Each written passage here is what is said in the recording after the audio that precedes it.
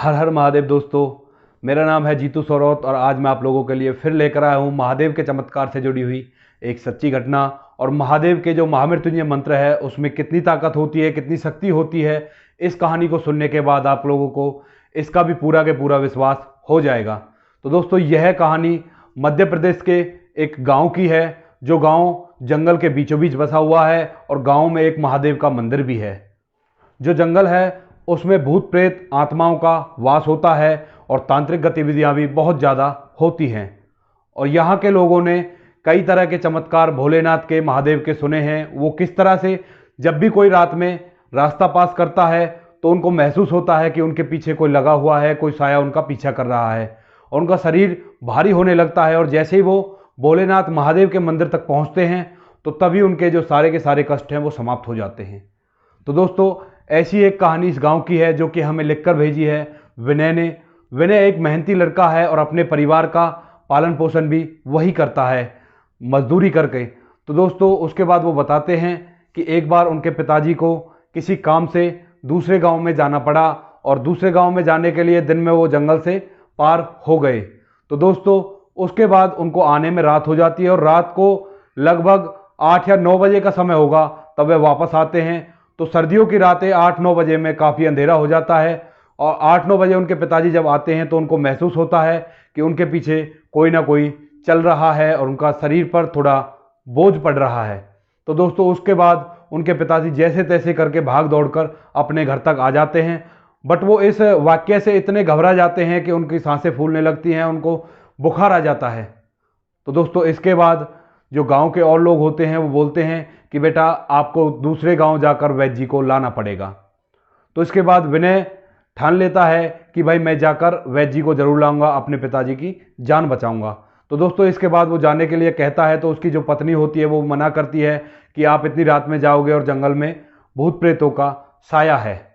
उसके बाद भी वो जाता है क्योंकि पिताजी की जो जान है वो बचानी थी विनय को। उसके बाद वो साइकिल लेकर जंगल के रास्ते दूसरे गांव वैद्य जी को बुलाने के लिए चल देता है। तो दोस्तों, चलते चलते थोड़ी दूर जाने के बाद उसको महसूस होता है कि उसकी साइकिल पे बोझ बढ़ रहा है। तो जैसे ही वो जोर जोर से पैडल मारता है तो उतनी साइकिल भारी होने लगती है, जोर पड़ने लगता है उस पर।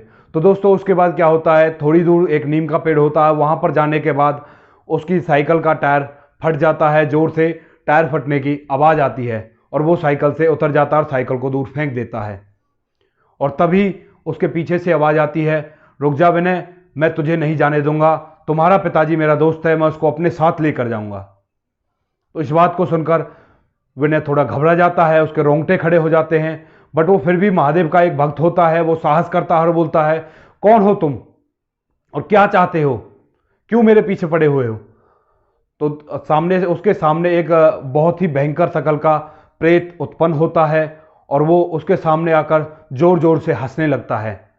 और जैसे ही वो हंसता है, विनय की धड़कनें काफ़ी तेज हो जाती हैं और वो भगवान भोलेनाथ का नाम लेने लगता है। और दोस्तों, वो एक भगवान भोलेनाथ का परम भक्त था, तो इसीलिए उन्होंने उस टाइम पर महामृत्युंजय मंत्र का लगातार जाप करना स्टार्ट कर दिया। तो दोस्तों, लगातार महामृत्युंजय मंत्र का जाप करते हुए वो भगवान भोलेनाथ का महामृत्युंजय मंत्र जाप करते करते अपनी आंखें बंद कर लेता है। आसमान से एक बिजली चमकती है और बहुत जोर से आवाज़ आती है। तो दोस्तों, उसके बाद जैसे ही विनय अपनी आंखें खोलता है तो चारों तरफ एक अलौकिक शांति थी, कुछ भी नहीं था, जो भी उसको दिखाई दे रहा था वो सब कुछ बंद हो गया था। तो दोस्तों, उसके बाद विनय अपनी साइकिल उठाता है और दूसरे गांव वैद्य जी को बुलाने के लिए चल देता है। वहां जाकर वो वहां पर अपनी साइकिल को रिपेयर करवाता है। रिपेयर करवाने के बाद वैद्य जी को अपने साथ बिठाकर गाँव ले आता है और अपने पिताजी का इलाज करवाता है, उपचार करवाता है। तो दोस्तों, आशा करता हूँ आप लोगों को इस कहानी को सुनकर महादेव की भक्ति पर और ज़्यादा विश्वास हो गया होगा। दोस्तों, आशा करता हूँ आप लोगों को मेरा वीडियो अच्छा लगा होगा। अगर अच्छा लगा है तो हमारे वीडियो को लाइक करें, चैनल को सब्सक्राइब करें और ज़्यादा से ज़्यादा शेयर करें, क्योंकि महादेव की भक्ति का जो कार्य है वो ज़्यादा से ज़्यादा फैलना चाहिए और यही हमारी कोशिश रहेगी। तो इसी के साथ आप लोगों से मिलता हूँ ऐसी एक अनोखी वीडियो के साथ। तब तक के लिए धन्यवाद। हर हर महादेव।